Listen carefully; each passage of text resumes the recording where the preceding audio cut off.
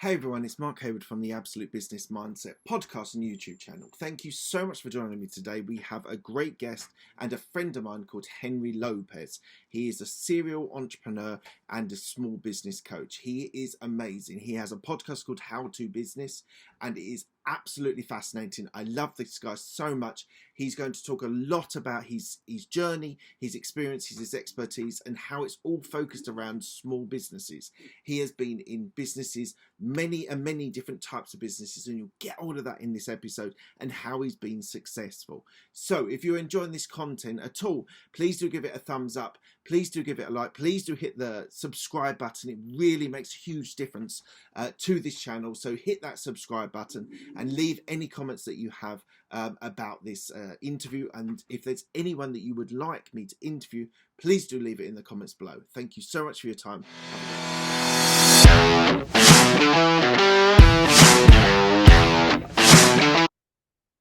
Today we have Henry Lopez, who is a serial entrepreneur and small business coach and consultant and podcaster.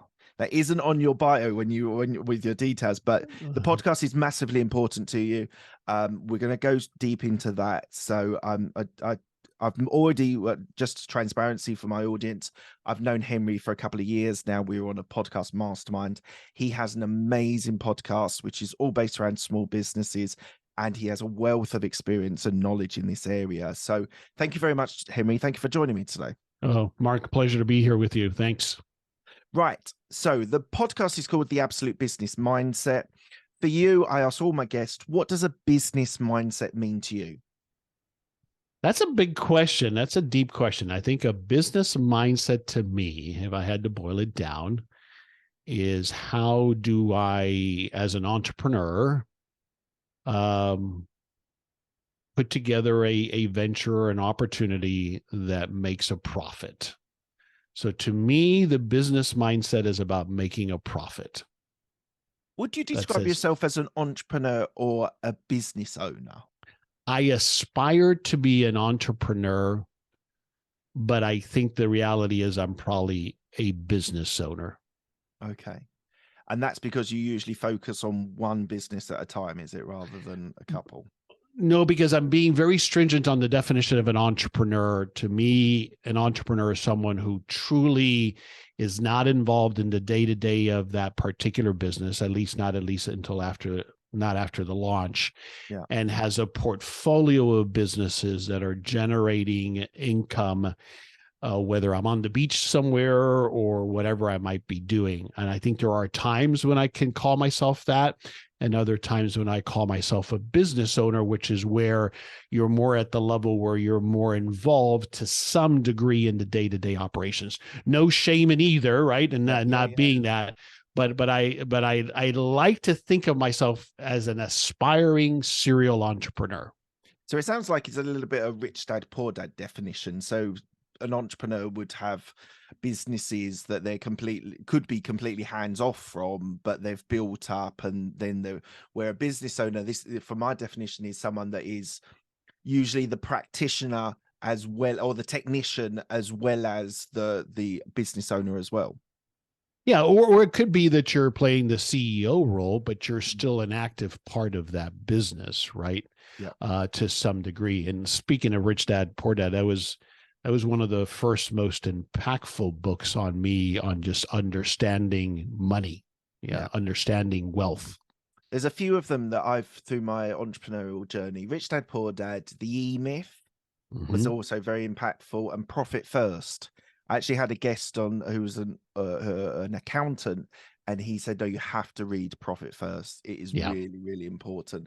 And look, there's hundreds of books, thousands of these books, but for me, those three were very pivotal for me to work out how I wanted to run my businesses and how I wanted to sort of build that the business, the legacy, the opportunity as well. So do you have a favorite book? Which one, apart from Rich Dad, Poor Dad? Oh gosh, I have so many books. I'm staring over here at a stack of current books. Well, I'm a big you can reader. See right behind me. Yeah, exactly. But those three you mentioned are foundational. One of the questions I ask almost all of my guests across 400 or so guests now is a book recommendation. The EMyth is by far the number one recommendation. Right. So yes, that definitely is a good one. Seth Godin is a big one for me. Any of his stuff, his book Purple Cow really helped me crystallize how to deliver remarkable customer service. I read that just as we were launching our self-serve frozen yogurt restaurant, I know 15 years ago, and it really was the foundation for what I believe is in delivering customer service. So that's another foundational book for me. Yeah. Seth Godin's amazing. I think I've got a bit of a man crush on Seth Godin. I think he's so, that Purple Cow was incredible. Just differentiating yourself in a crowded market is so important. Yeah. And then Gino Wickman, you know, he's written several books. Traction. Traction is a good one. I'm very connected to the Entrepreneurial Leap book that he just recently released on the criteria that he believes to be an entrepreneur. Hey, that's hence why I have that separate definition between what is a business owner and what is an entrepreneur. Yeah. Because he talks a lot about that. So his writings have been very influential to me as well. Amazing. Tell me one thing about your upbringing which reflects on who you are today. Oh, that's very simple. I am a son of Cuban immigrants. So as with all immigrant populations, all immigrant peoples, our parents leave behind, excuse me, everything and come with the hope that we have a new opportunity. They leave behind everything that they had, education, jobs, careers. And so they have to be resourceful and entrepreneurial to make it in the new world. And so that has no choice but to rub off on us. And it's no surprise why in small immigrant communities like ours, the Cuban immigrant community in South Florida, is one of the homes of the most small businesses in America, or a number of small businesses, because of that entrepreneurial spirit. My grandparents had to reinvent themselves. They had to figure out what to do to make a living. You know, so I saw my grandfather learn how to fix washing machines and these kinds of things. So that's the influence, no doubt, that indirectly is part of why I'm a business owner. And were they from Castro's time? And correct. Yeah, exactly. So because of Castro, they had to become refugees and leave Cuba. What were they before in Cuba? What was their jobs or careers? Oh, different levels. Nobody in my immediate family was certainly wealthy. They were all either working class or below. There was some money in one section of the family where they owned a dairy, and so that part of the family had a little bit more affluence. So they probably left behind the most as far as what they had built over generations.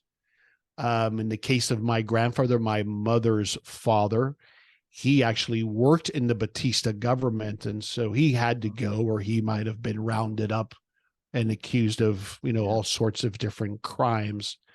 So he left. He actually came by himself. This is before Castro closed the gates, if you will, right? In those in-between years, he came by himself, got a job, got established, rented a home, and then brought the rest of the family. Wow. I wasn't born yet, as my mom was only 19 at the time. Right. When she came over. The big tragedy in our family is that their oldest son, my uncle, who was at university, he was bought into the whole revolutionary movement at the time, and he stayed. Wow.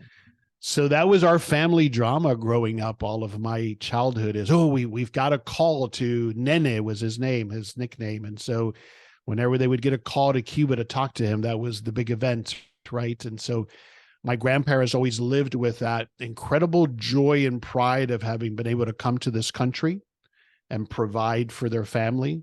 The first time my grandfather ever owned a vehicle was here, and had a home of his own. But with that longing for that son that they left behind. So that was our drama, not unlike in a lot of immigrant families where that some semblance of that story gets repeated, right? Yeah, absolutely. And I also think you said you said about Cuban immigrants. I think immigrants as a whole, especially in America, are very entrepreneurial, very Absolutely. go-getter, very. It's very interesting to contrast it with the UK. So I'm based Is in that right? London, as people often know. There's a big Asian community, Indian, Pakistani, Bangladeshi. And yes, they are entrepreneurial, some are, but they value education. So they want Mm-hmm. their children to be doctors, to be lawyers. And I find it's really the whole immigrant cycle is a very interesting one, because Indian communities value education so critically important to their culture.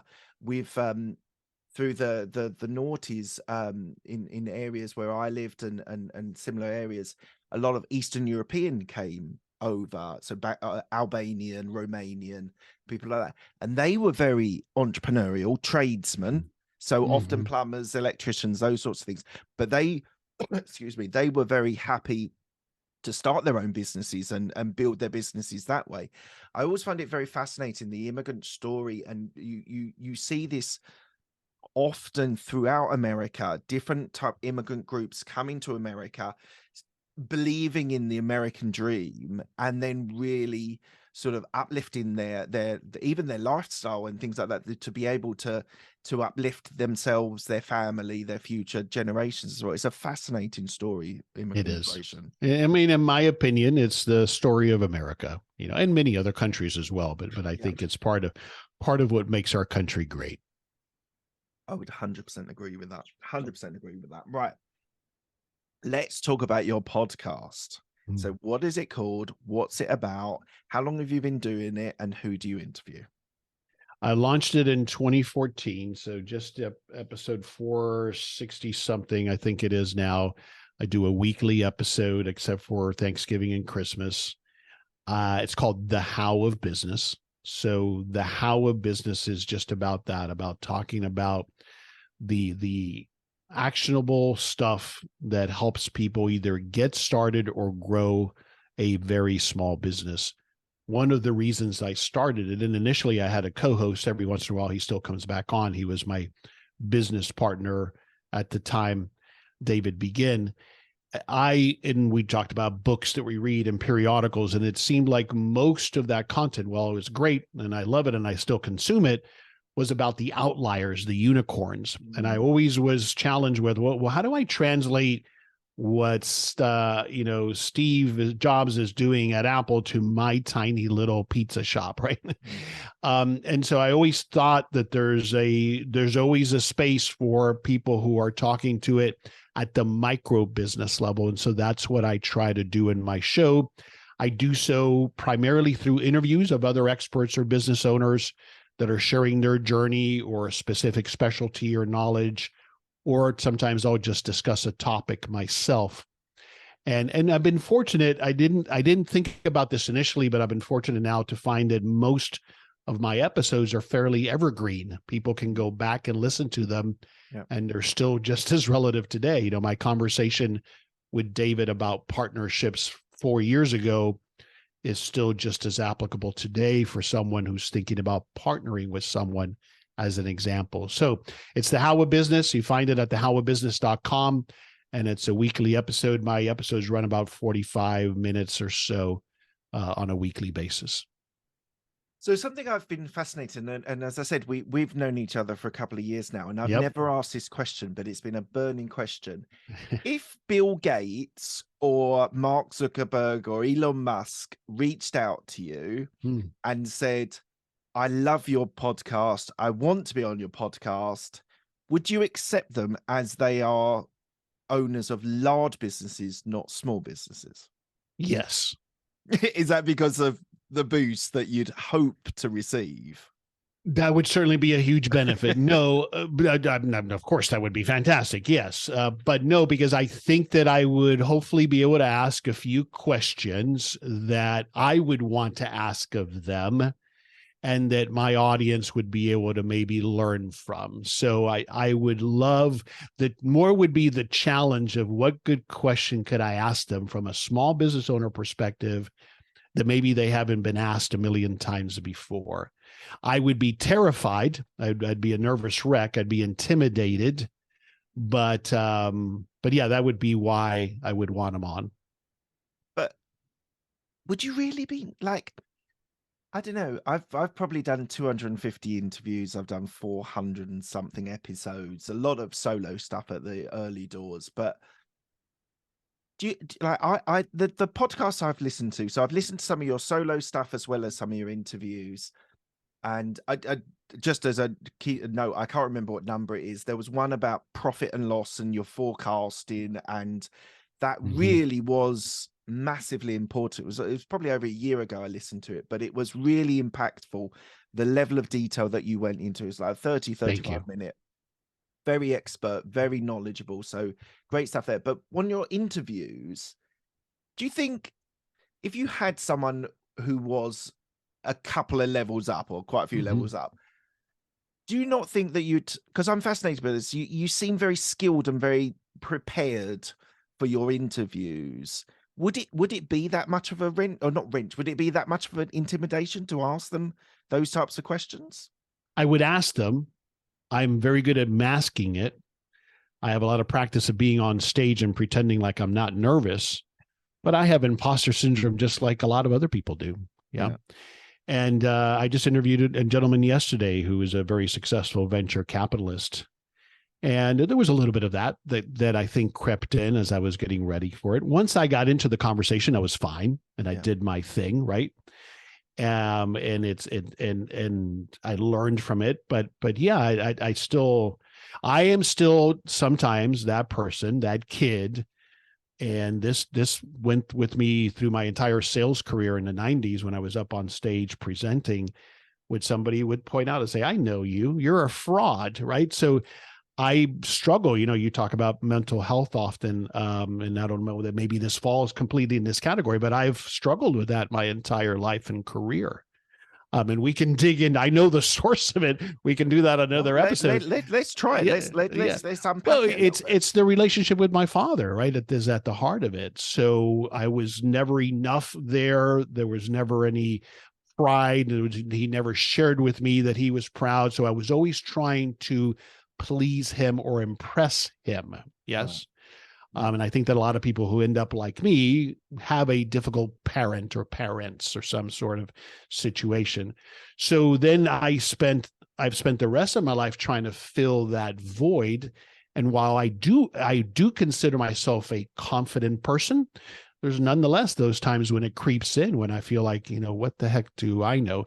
Starting the podcast was that way. Even to this day and age, sometimes when I go to do a topic episode, I'm like, do I really know enough about this subject? And then I get into it, I do it, and I realize, I've shared enough here that somebody is going to learn something, and that's all that I'm trying to do. Yeah. I'm not trying to put myself forward as the expert or the be all know all. So yeah, that's where it comes from. Going back to how we got off on this tangent, there are people that I think I would be intimidated, but I think I would gather myself and ask a Zuckerberg the questions that I would want to ask, and have pride in doing so. So is your father still alive? No, he passed it's been about 15 years now. He died of cancer in his early 70s. Oh, I'm sorry about that. Yeah, it was rough. Who do you now look to get that admiration, to get that approval from now? It's a good question. I think that what I've learned in life is that what really matters to me is the people whom I love and respect. What do they think of me? So right now, that is a circle of people that includes my wife and my daughter. I just have one child. Right. And so what they think of me is what matters most. I got asked this morning, I was at a networking event this morning for breakfast, and I was doing a presentation about my real estate, my property side. And the general question, they do a few intro questions. And one question which I've been asked quite a few times in different mediums is, if you could tell your 18-year-old self something, what would it be? Oh Now, my gosh. question, my answer always is, it will be all right. Like, just tell your 18-year-old, because at 18, you're just starting university, or even 21, you've left university. You haven't got a proper relationship. You haven't got a proper career, job, business, whatever it is. Just tell that 18-year-old self that it will be all right. It will be fine. What would you tell your 18-year-old? Oh, Mark, it's almost identical, because I was such an anxious 18-year-old. You know, at that age, my parents had gotten divorced. My dad had disappeared on us. That's when I was 17. I was the oldest of three. So my mom, who had been a housewife for 18 years, had to go get an hourly job. I had to do the same to kind of keep our household standing, pay the bills. So I was at a point where things were very dark. I couldn't see the future. So very much the same advice. But I'll extend it this way. It's what I've came to learn later on in business. And this it was an epiphany for me as it relates to when we were starting the frozen yogurt business. I made a promise to myself that for that one, I was going to enjoy the journey. Right. So I'm answering the question in a long-winded way. In business, typically what I find is that we are influenced, taught, learn that we don't celebrate until, like with the yogurt shop, my thought is I'd have 200 units franchised and then we'll celebrate. Then it'll be a success. Instead, what I've found in business is that we need to celebrate the journey, the process of it, the fact that I have the privilege to be able to dabble in business, to do this, to have this opportunity. So similar to yourself, I would have said to myself, it's going to be okay. You're going to figure this out. Yep. Enjoy this time because it goes fast, and enjoy the process. All of it is part of it. That's what I would have told myself in part. And we're getting very deep here, but I'm going to talk about death, because I've suffered bereavement, multiple bereavements in my family. And I, an 18-year-old self, was very fearful of death. Really? But it wasn't until I read Marcus Aurelius, Stoic writer. I can't remember the book that he called. And so I've sort of struggled with a religion. So I do believe in God. I don't believe in God. What's coming after? And I was quite fearful of that at a relatively young age. But I read that book, and such relief came over me when I realized that thousands of years before I was born, it was all fine. Like I didn't exist, and therefore I had no consciousness of where I'm. We're very lucky to be in this life, in this world, with this technology and with all these things around us.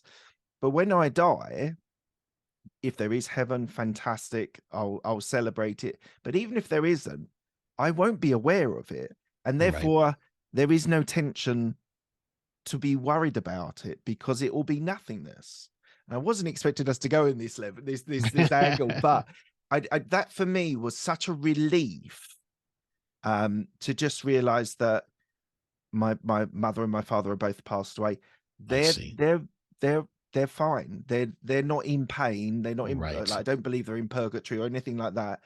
But it's a very weird concept. And I know Gary Vee has talked about this over the years, that death is the real leveler. You really, like, once you're gone, you're gone. You'll be remembered. I've mentioned this earlier. You're remembered probably for 3 generations, your current generation, your kids and your grandkids. After that, you're probably not going to be remembered. Yeah. But that whole essence of that, there's nothingness afterwards, and that will be fine, was something. Like, have you struggled with sort of death and sort of your Sure, yeah, that scariness as well is existent for me, because again, I don't have a definitive answer to what happens, and I think that as humans we often need that, but yeah, that worries me. I'll tell you, as it relates to this, when I first had to deal with this with my grandparents, my maternal grandparents, who are the ones who were the immigrants as well. I mean, my dad's side, they were Cuban as well, but I had more to do with my mom's side of the family. When they passed, that was really hard for me because they were influential. But one of the ways that I started to accept, understand, process death is that the beauty of it is that people live on in the people that they influenced. 100%. So they live on in us, right? because we are a part of them, not just in the DNA, but in what they imparted on us, what they left on us, what they helped us become. And so that's kind of how I look at it, is if I can at least have an impact on my daughter, then that's the best that I leave behind, is the positive impact that I've had on her. But yeah, no, it's a thing that, especially I'm a lot older than you. I'm 59. So you start to get to my age, you do start to think of the end chapters, right? But yeah, it's something that I do give some thought to. But that's kind of how I have left it for me, is that we live on in the people that we impact and love. 100%. Is there retirement in your future, Henry? No, not in the classic sense. I want to be able to be creative the way that I describe it, and being part of something as long as my mental faculties allow me to do so. Right. Let's zoom back. Let's talk about, initially you did sales roles. You mentioned this a little bit earlier.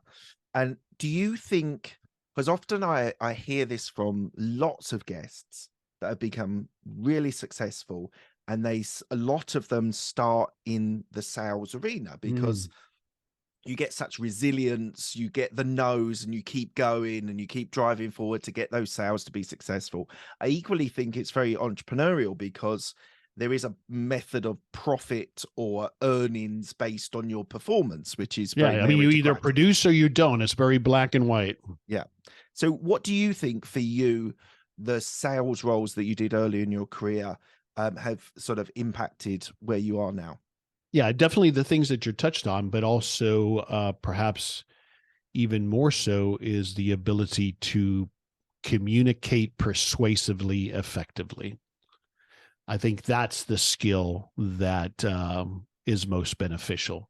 And whether you gain it through sales, which is a great way to do so, or not, we have to be able to effectively persuade others to our point of view, to our idea, to our project, to why you should invest in my business, to why we should all work together to finish this job, whatever it might be. You might call that leadership qualities, certainly, but I have found that the people who are more effective at communicating, that seems to be one of the common denominators among successful people. Not always, but one of the common denominators. So I realized early on in life that it was a natural ability that I had. And then through my sales career, I was able to develop that skill. Others helped me develop that skill to become a strong communicator. Yeah. So I think that's the big takeaway, the big benefit of it. So let's move forward again. So you've had a salon in Texas, you've had a car wash business in Denver, you've had a frozen dessert place in Colorado. And as you said about the difference between entrepreneur and business owner, once you've invested in that business, whether you're interacting daily, making decisions, or whether it's a little bit more hands-free, at what point in those examples, you can pick one, or if there's a theme across them, at what point do you say, I've done what I want to contribute in this business, I'm going to leave? Do you sell? What's the sort of process towards the end of those businesses? Yeah, great question. And you know, Mark, more and more these days, it seems like everybody is focused on going into the business, knowing what your exit strategy is. I had never heard that term early in the 90s. Now it's all the rage, right? What is your exit strategy? And that's part of how I had never heard of that, but it makes a lot of sense to me, especially in partnerships, right? I mean, when I started my partnerships early on, I never had those conversations. My very first business, which was a pizza franchise with a partner, I thought at the time, well, we're going to conquer the pizza world. We're going to own 60 units but we never talked about it, and then we will sell. No, we never had those conversations. But to answer your question, what I evolved into is a reality that the part that I enjoy the most is the creative part, the building part. Then once a business gets stable, I enjoy making sure that business has the systems in place to make it repeatable. You know, EMyth stuff, right? So the fact that even if it's just one location, you run it as if it's a franchise. And I very much bought into that. I love systems. So, but then once at that point, depending on where it might go, I think I start to get a little bored. Okay. And I'm looking for the next challenge. My biggest challenge, my partner and I have both of this, I call it the shiny object syndrome, is what's the next thing that catches our attention, right? And I'm not saying that's a good path. I don't know that it was good or not. I think it's an entrepreneurial sort of hazard. I think so. You're thinking of the next project. Yeah, and people come to you with ideas, and you get excited, and so you're, oh yeah, that sounds interesting. Let's go do that, and then you get the fear of missing out. What if I don't do that and somebody else does? So a lot of that happens. So that's I've always thought from early on, everything's for sale, except for, myself and my family. Everything has a price on it, because what I'm building are assets, hopefully, and those assets eventually always have a price on them. So that's the way I've always looked at it. So the pizza franchise, I ended up having 3 units. One of them I resold successfully. The other one we sold but didn't make much money. The other one we had to shut down. The salons, I bought those. Those are existing businesses that I bought, ran them for 6 years, and then sold them successfully. The car washes, I got into it with my partner. He had established washes. We built a 3rd one together, and then we sold them. So that has been the pattern. I think that as a business owner, and I advise people on this, because this is the biggest decision a business owner has to make sometimes. Here I have a successful business. I have an opportunity maybe to sell. Do I sell it, or do I keep writing this? And the thing is, the input that sometimes we get, like from financial people who are not business owners themselves, by the way, is, well, if you sell it, then where are you going to put that money to give you the same return, and all of that stuff. But this is what I look at. I look at, if somebody is, typically somebody's offering you a multiple of that profit that you're making on an annual basis, to keep it simple. Let's keep it simple. Let's say it's a 5 multiple. So in essence, somebody's telling me, I'm going to give you what you would have potentially made over the next 5 years. I'm going to give it to you now. You're out. You have no more liability. Versus, well, but I could keep it, make that, and then some, but I have the liability. So I always consider that factor, that in business, nothing is guaranteed. Yes. I don't know what might happen 2 years from now. I don't know what might go wrong. I can't predict the future. So that is another reason why I'm always will consider the right opportunity to sell. Which one do you miss the most? Good question. Which business do I miss the most? I think that the car wash business, for me, we sold too early, but it made sense for my partner, who was the principal partner. So I would like to still be in that business. And you've sort of touched on it there. Well, let's talk about the Levante Business Group. So you do this consulting, you do this coaching side to help small businesses. So why don't you just tell me a little bit more about that business? Sure. Levante Business Group is just my holding company. It's who owns the podcast, The How a Business. It's the company through which I offer my one-on-one business coaching, which is one of the things I do. That's part of what the podcast hopefully attracts, is people who listen to me. They like what I have to say. They like my approach, and then they engage me as a business coach. I do some consulting, but on a limited basis, because that can take up a lot of bandwidth. So I only do that for people that I know. So it's mostly business coaching and the podcast, and then courses, workshops, affiliate relationships, all of that falls under the Levante Business Group umbrella. You've been prolific on affiliate. I've really explored that significantly over the last few years. It's really been a great opportunity that the podcast has afforded me now that I've gotten it to where it's at. And that's been a great way to generate win-win opportunities for myself and my affiliate partners. Something that I've talked to someone else about was this whole idea of win-win, and you mentioned that just now. And I think that's a rite of passage, not just for men, but for boys and for girls as well, is that instead of thinking of, I win and you lose. That's the way with sporting metaphors, for example, is often it's based upon. But actually, you grow up and you realize that actually we both can win in those situations. Right. So you touched on that win-win scenario. So what? Give me an example, a story of how you're sort of rite of passage to realize that actually in this world, win-win solutions are the best way.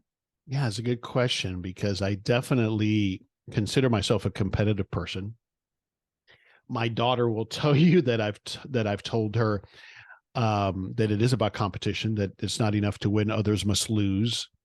But it's in a joking manner. In other words, I want her to be competitive, but I realize also that there's room for multiple parties to win. And I think that what I have found, and you have as well, Mark, over the years, is those partnerships, arrangements, businesses, deals, whatever, where everybody walks away happy, are the most fruitful, not just from a financial perspective, but just about how we feel about them, how we feel about them, and how, when you do that, how much it pays off later on when one of those parties comes back around and says, you know what, Mark, I'm coming to you, or I want to work with you because remember when we did so and so, and you were fair, you were square, you were looking for all of us to win. I think that applies so much there. It applies in partnerships. My partner, David Begin, as we've talked about so many times, what does it take to be in a good partnership? One of the things he says that I believe very much in is we have each other's back. So that's another example of a win-win in a partnership. In other words, we never go into 50-50 partnerships, by the way. One of us always has an advantage purposefully. But we trust that we have each other's back, that not regardless, even though he could be in a position of leverage, we want it to be win-win. So I think that those are all of the ways that I have come to realize, and with age comes the reality of seeing the benefits of that. That could be, for example, I can still talk to the gentleman that I sold my salon business to now, I don't know how many years ago, 2014, I think it was, and I still feel good about that. I still feel good that I got a fair price. They got a great business. I was transparent in what they were getting. The transaction was conducted as ethically as possible. Sure, there was a negotiation, and there were tense times in that negotiation, but I didn't burn anybody, right? It was a win-win situation. So I've had successful partnerships. I've had unsuccessful partnerships as well. And so what for you, it sounds like a consistent theme is that you like partnerships and working with other people, and your business partner having your back, which is really super important.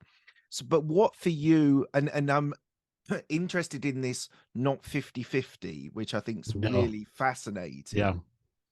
What for you makes a successful partnership, whether it's a long-term one with your business partner or whether it's doing something with a project? Just a quick interlude into the conversation that we're having. I just want to say, if you're enjoying this content and you're enjoying this interview with my friend, it would be great if you could share this link with somebody. It could be a friend, it could be a family member, it could be a colleague, it could be an acquaintance that you know, that if you think this can add value to them, I would super appreciate it if you could share it with them. I really do appreciate all of you guys that are watching this. It means so much to me that you're with me in this journey of this podcast world that we're rattling through and enjoying ourselves doing. So just last thing, if you're enjoying this content, please share with someone that you think would add value to this.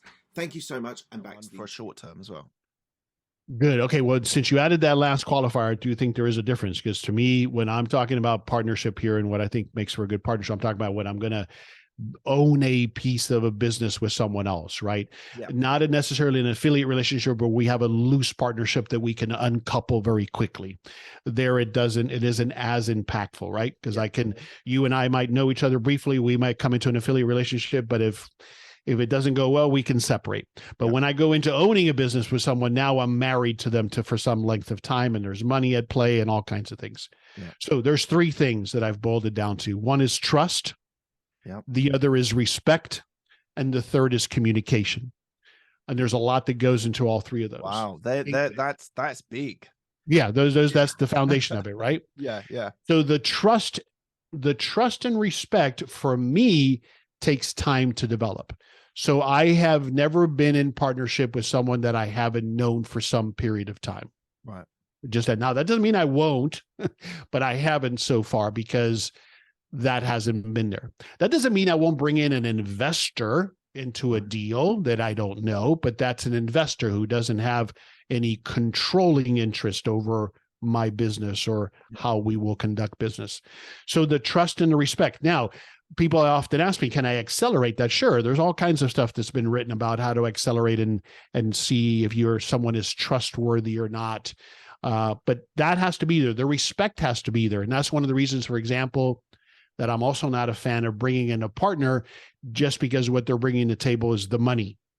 I think that can be fraught with issues because you have to respect their abilities. There are other skills that hopefully they're bringing that complement yours that they're bringing to the business as well. If it's just money, they should be an investor, not a partner. Yeah. So that's a clarification I make there. So trust, respect, and then communication. And the communication part, where people make the biggest mistake, I'm talking about ongoing, but very importantly, upfront. My number one download on my website is what I call the partnership checklist. Now, I used to call it memo of understanding. And it's I've added to it over time. This partnership checklist is about, it's almost everything that would be an outline of a partnership agreement. Right. And so it facilitates, before you go into partnership, before you sign anything, it facilitates having those conversations that most people avoid. The hard conversations, like, I'm in business with you, Mark. If you die, do now I have to be in business with your wife, or can I buy out the shares from your estate? If I do, at what strike price? How will we calculate that?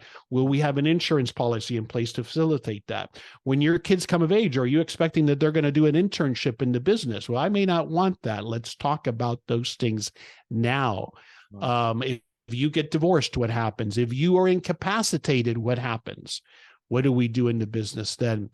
All of these things. What if you want out? What if we get crosswise and you want out? How do we do that? How do I allow for you to sell? Do I have the first right of refusal on your shares? All of those things are things that people usually do not talk about, understandably, when you're in that honeymoon phase. You can't imagine that anything's going to go wrong between us. We've been buddies forever. We're excited about this business. We couldn't be more enthusiastic. And we overlook these things, and then it pops up later. And then you don't just say, well, let's amend the agreement, because I may not want to amend the agreement at that point in time, right? So that communication is the early part of it. That has to be boiled into a proper operating or partnership agreement, and then talking to each other on a regular basis, because we get out of alignment. Yeah. Let's talk about exit strategy right quick. We may have gone into it thinking, well, we're going to grow this into a multi-unit franchise, but 5 years into it, maybe I'm getting burned out on it. Maybe I have a different idea and I want to check out or do something different. So that's the communication part. So those are the three-legged stool, if you will: trust, respect, and communication. So true. And my experience is before I go into business with someone, I don't rush into it. And I've had failures as well as successes, but as have I. Yep. Yeah. But I try and get to know the person. And something I have learned also is that it's not that you have to be the same age as the other person, but if people are in different phases of their lives, it can cause certain tension. So one may have kids, young kids, one may not, or vice versa, or there's also other conditions. But I think what I've tried to do is try to get to know the person and their values and what they stand for and what their work ethic is and what they want, what they aspire to. It's not foolproof, absolutely not, but it's a way of trying to mitigate it. And also something I actually don't go to the formal route straight away. what I tend to do is say, look, sometimes set up a company, sometimes not.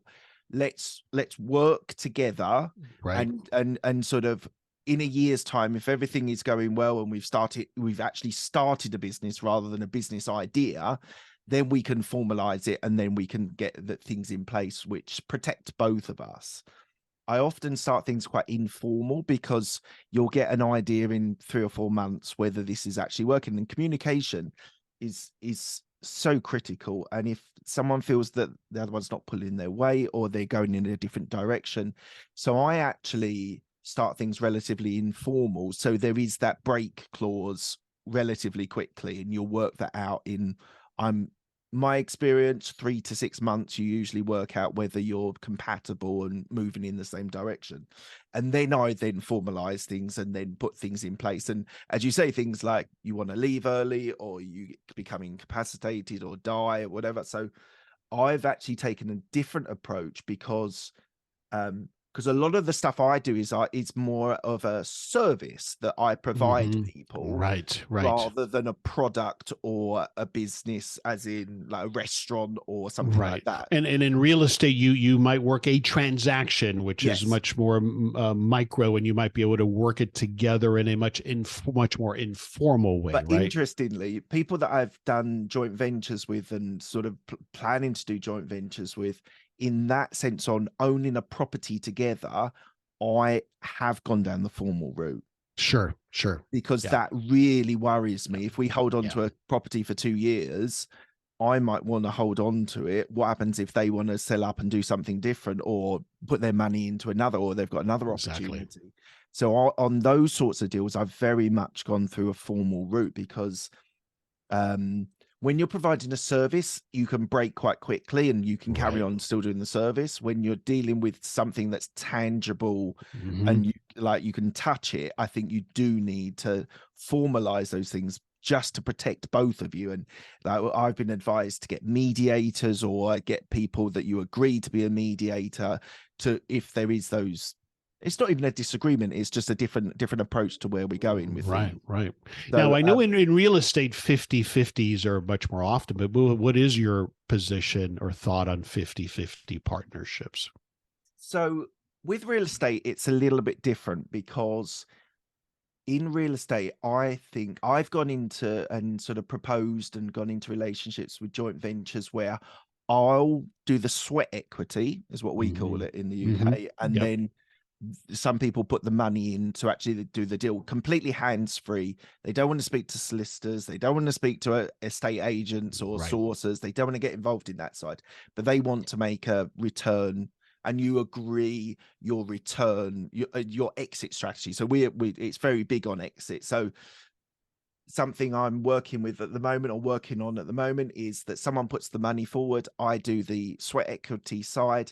We either, at the end of the refurb, we sell to make a profit, or it's currently what the situation is with interest rates and being high and causing property prices dropping. We've got an exit strategy after 1 year or 2 years, to then make that, once the economy's bounced back, we can then make the profit that we expect and we want from that deal. So it's very much very much being able to work out what those exit strategies are. We still need a mediator if it goes differently, if we decide, but there's definitely exit 1, flip it and sell it. Exit 2, hold on until the recovery, and we often do it in 1 or 2 year cycles after that. So for me, it needs to be formalized, because that whole aspiration of, they might want to make a quick profit and put their money into another deal, and that actually has its benefits, because we can flip it and sell it, and then maybe do the same thing again and make the profit, and you just recycle the process. So I found that's been successful and useful for me as well. But that would be more, if I've not gone into 50-50s on going into property at the moment, often because my skill set is based on being able to buy, refurbish, deliver a property. So that's my skill set, which I can bring to the table. If I'm then doing that as well, as putting a substantial amount of money in as well, Mhm. then where is the sort of equality in what they do? And equally, do you know what? It's actually easier when it comes to real estate that one person not makes the decisions, but does the day work, Sure. and someone else doesn't. Because if you're then, I always think, like, if you're making decisions on the kitchen and you're refurbing a kitchen and the investor wants to be involved in the day-to-day, they're going to be scrutinizing, well, is the kitchen good enough? Is it right? Right. Does it fit the demographic? And there's all these things that are contributing to those sorts of things. So I'm usually, I don't even mind doing it the other way. If people have got the skill set, I would be happy to do it that way. But what I've often found is that when you're looking at sort of the project management of a refurb, you need someone to be knowledgeable to be able to make those decisions and not be squabbling over taps, Right. or bathtubs and things like that. That level, you don't need that sort of impact. So I've often found the successful ones are when someone makes the decisions and other people put predominantly most of the money into the deal. Understood. Yeah. But I want to talk to you about assets. So we've talked about Rich Dad, Poor Dad. We've talked about owning businesses. So what excites you in assets? Do you own property yourself, real estate yourself? I have dabbled in the past. Real estate has always been of interest to me. In fact, that's one of the things I did for a period of time in the early 2000s. I went and got my realtor license. I was dabbling in residential real estate, did some flips, had some rental properties. But I learned pretty quickly that for me anyway, if I couldn't get it past a certain number, it was just a lot of work. Yeah. So we've sold all of our individual rental properties, and now I only do so through funds. So as an investor in different real estate funds. Yeah. And REITs. so that's, different REITs and other funds that act like REITs. And I've got a diversity there, different types of funds. And so that's how I'm investing in real estate now at this point in time. I always dabble back and forth, buying here, buying there, but that's where, as far as real estate, that's how I'm putting my money in the market now. And what about other assets? Do you so I have traditional investments, right? So in monies in retirement accounts, in equities, and I have a portfolio. I've got two different guys that kind of manage two different piles of the little money that I have across a portfolio of investments. So that's the money that's there for later. And, then I look at the businesses that I invest in as part of my assets as well. Right now, other than what I'm doing with the Howard business and the related businesses, I'm a minority partner in a franchise that my cousin started. I was his coach, and he started. It's a franchise called Office Evolutions, which is a co-working space. And so I'm a minority investor and partner in that. So I'll look for those kind of opportunities. Yeah. And then I'm about to continue to invest in a business that I'm helping my daughter build in the vintage fashion industry. And so that's where a lot of my focus is going to go to later this year. That's very interesting. Vintage fashion. So a friend of mine, I've lost contact with her. She worked with me in corporate for a lot of the years. She was actually a Czech, so from Czech Republic. And she moved back. She lived in London for 6 years or so, was moving up the career ladder, moved back to Czech Republic, and then just went, I don't want to do this project management, dealing with clients. And she actually set up a vintage store in the middle of Prague. Wow. And she was prolific at one stage. I don't spend a lot of time on Instagram now, but I did for a while. And she was prolific on like taking pictures of her friends in the clothes, looking like she's having a lot of fun. Is it scalable though? Oh, that's a good question. That's what you're looking into. There is a challenge there, right? Certainly the challenge is it scalable onto an online platform? That's debatable, because we're talking about unique individual pieces. So it's not like this blouse that's vintage. I've got 20 of them in inventory. There's just one, and it's in one size. So it makes it a little harder. It is scalable in that I know people. In fact, I have a client who owns a successful vintage clothing business in New York City, and she's got 3 physical locations and is doing very well. So it's scalable in that sense. Yeah. But that's the challenge with it. The other challenge, of course, with any of these kinds of things is it a trend or is it here to stay? And that, the verdict is still out on that. I think that the younger generations, this is something that's going to continue to be important to them. And Reuse. environmental as well. The fact of reusing. Exactly. Yeah. This is clothing that instead of getting shredded or thrown away or whatever is getting repurposed, right? So there's a lot of value there that appeals to many people. But the slant that she's putting on is that my daughter lives in Manhattan in New York City, is that New York sensibility. So the magic ingredient is the curation, that most people don't have enough confidence to go into a thrift store and say this and that go together. And even though that was in style in the 80s, it's cool again. She has that eye. She has that ability, right? Is that scalable? I don't know. That's another good, interesting part of it. So we're learning about the business and all of the different aspects of that business. Oh, it sounds very exciting. It is. It should be great. And I want to loop back to the start with the podcast. So you mentioned right at the start that for you, a lot of the fun is the creativity side of. So just talk me through that a little bit about the creative. Have you always been a creative person? Is it something that's been natural to you, or is it something that you've sort of developed over the years? No, I've always considered myself a creative person. I would have loved to. One of my early dreams was to have been an animator for Disney, but nowhere near the skill. so I wasn't very good, but I loved art in school and I loved expressing myself through art. One of the things my family will do is we'll sit down with coloring books and crayons and color together. So I've always loved Henry. it. Isn't that sweet? Beautiful. That's the soft side of me. So I've always loved that. I'll always love expressing myself through that. My mom, when I was in my late teens, she got into ceramics, and she had a couple of ceramics businesses, and I enjoyed that, the feeling of the clay and those kind of things. So I always have had that desire and that artistic desire.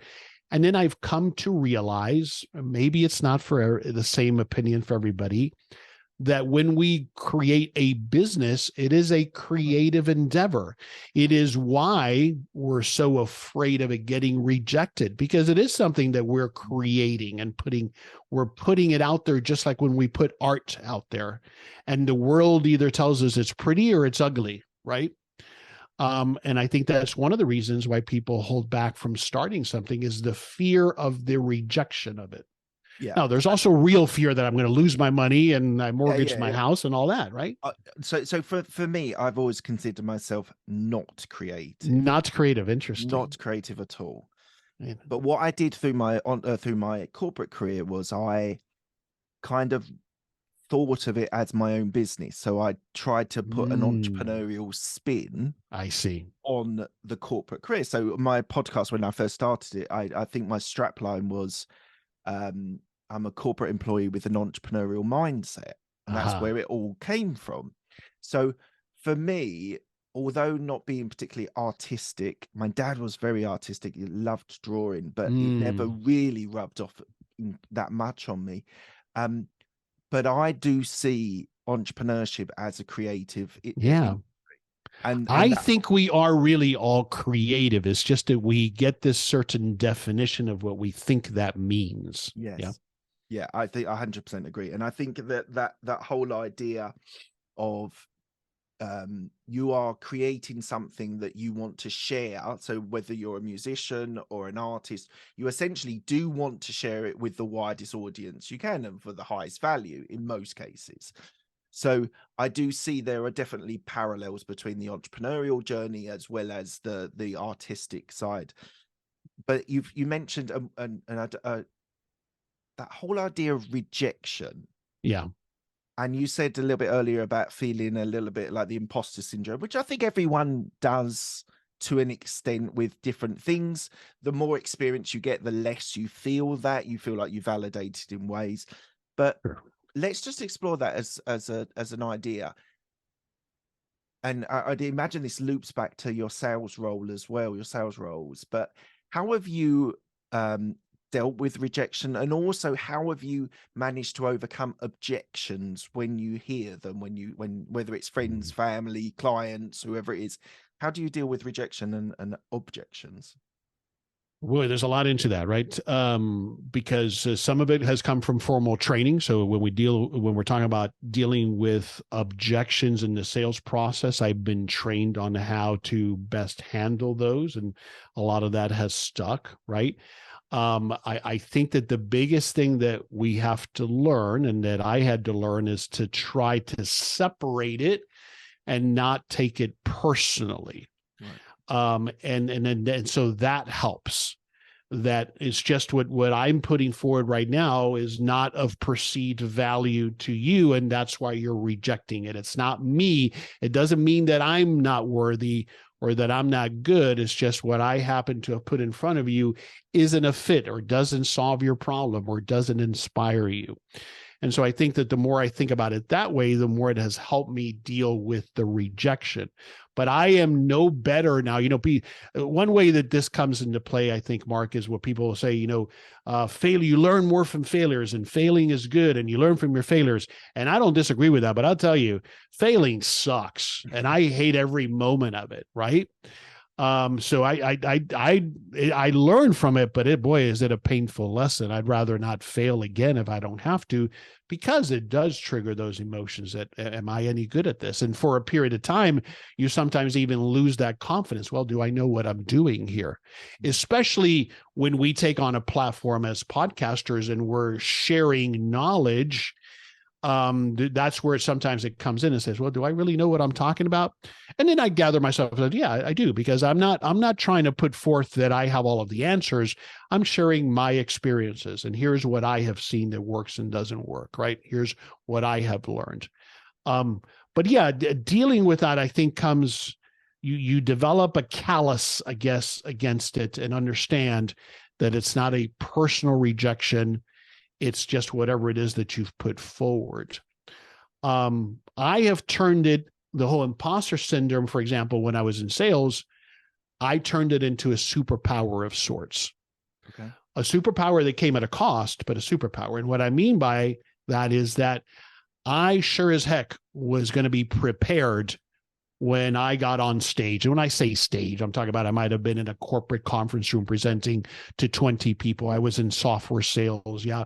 So I might have been presenting to 20 people as to why our solution is what they needed to invest in. I have presented on bigger stages, but that's what I mean by being on stage. Yeah. But we all are, in a lot of our businesses, in one way or another. We're on stage presenting our position, our project, our idea, right?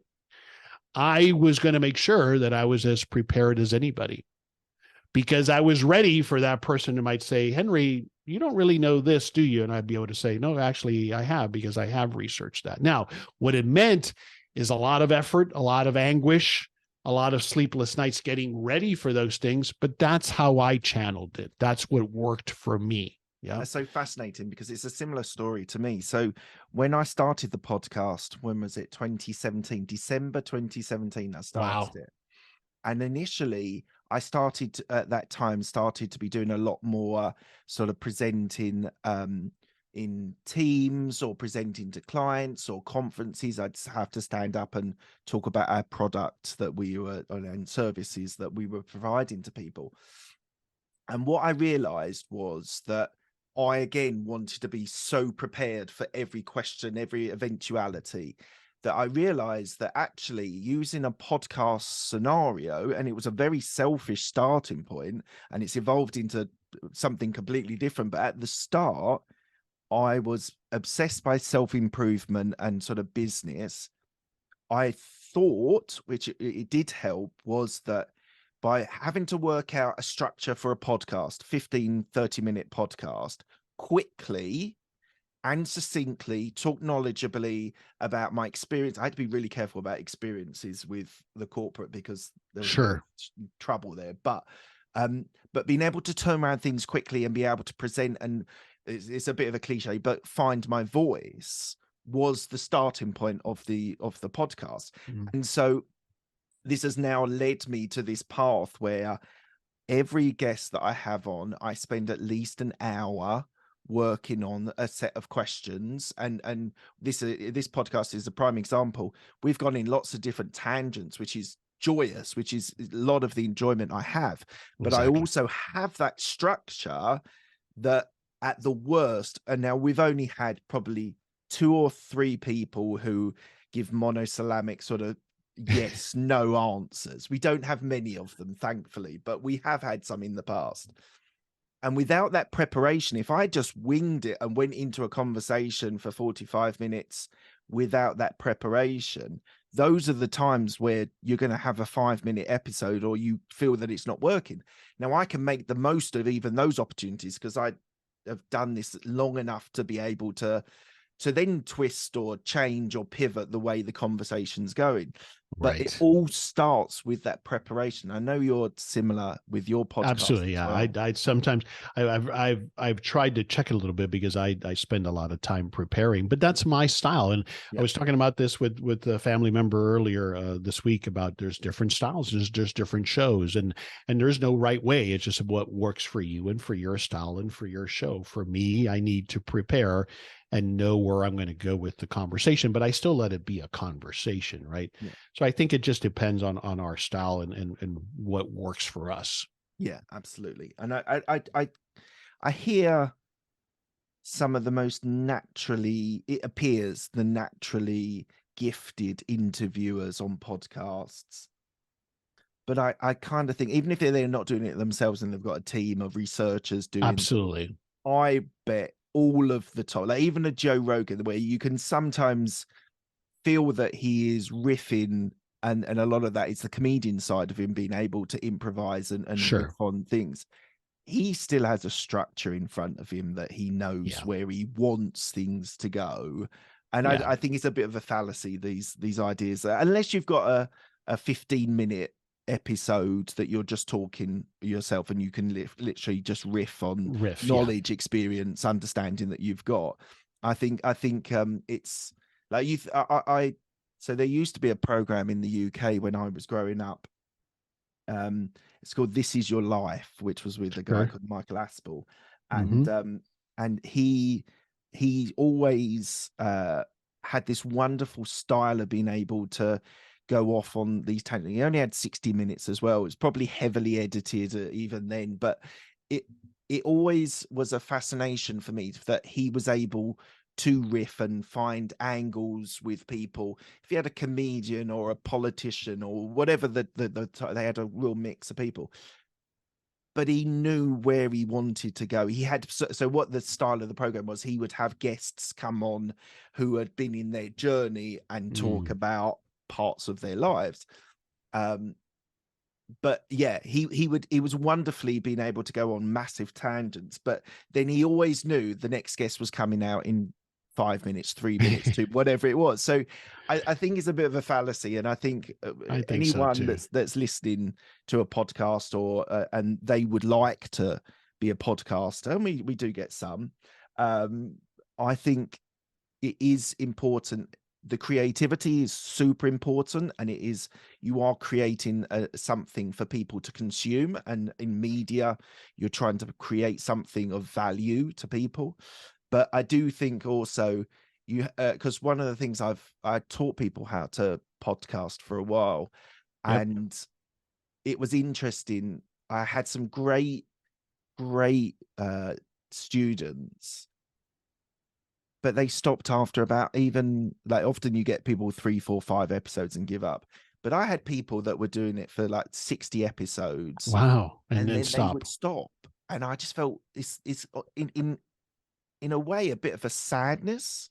But they obviously saw value or enjoyed it to an extent. But to be a podcaster, there's many different hats. You have to organize the meetings, you have to prepare for the meetings, you have to do the conversation. There's a lot of juggling that you have to do. And yes, there's teams of people that can help you make that smoother and easier. But for you, coming to the end of the conversation, but for you, why has podcasting been so valuable for you in your career, in your life? I enjoy the conversations. So, you know, a few years ago, maybe 4 or 5 years ago, I was struggling with people who say, what's your hobby? What do you do for a hobby? And I really didn't have any hobbies. I mean, I did cycling and this and that and other things, but not really a hobby in a traditional sense. And I came to realize that my hobby, what I love to talk about, is business. Yeah.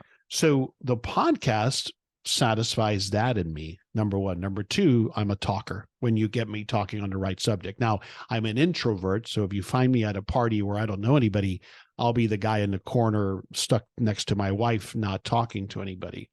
But when I'm on a subject and it's something that I enjoy, then I love having intellectual conversations, what I call intellectual conversations, right? At my level. I'm horrible at chit chat at a cocktail party, but this is something that I love talking about. So like my business and partner and I can talk about business forever. My wife will tell you, you know, ad nauseum, it's like, you know, stop, but I can have these conversations forever. So that's part of it. I enjoy it.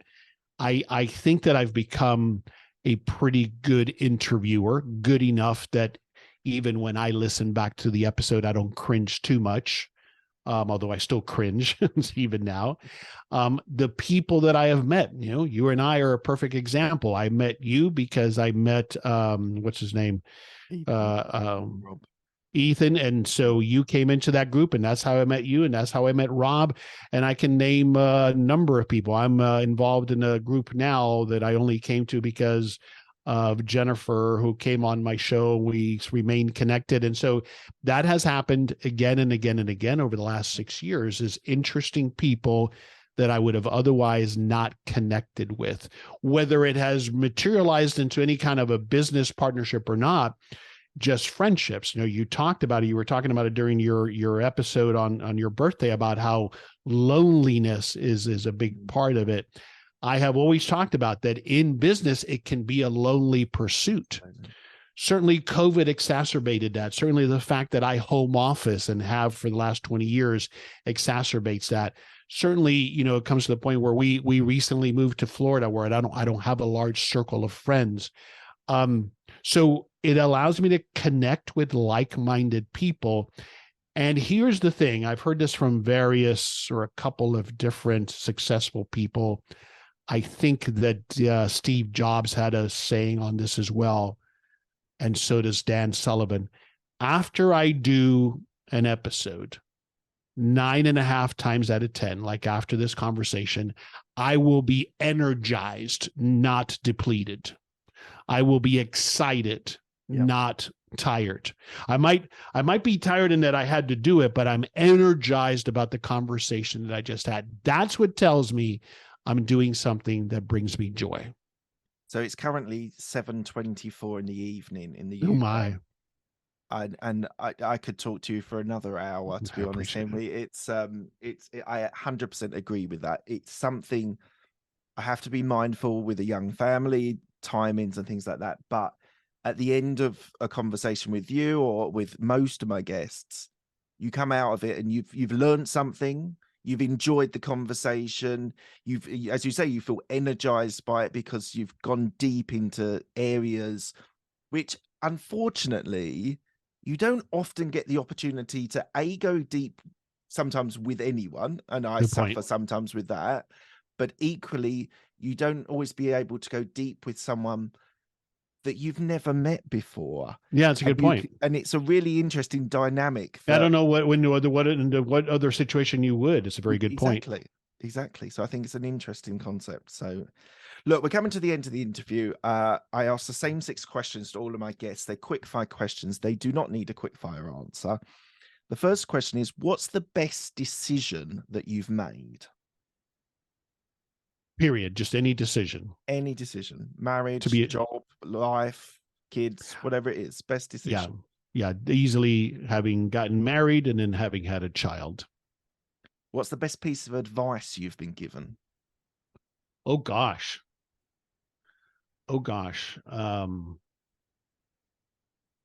Probably, my parents, my grandparents rather, is who I'm channeling to their example, which is to be humble and to find the beauty in the small things.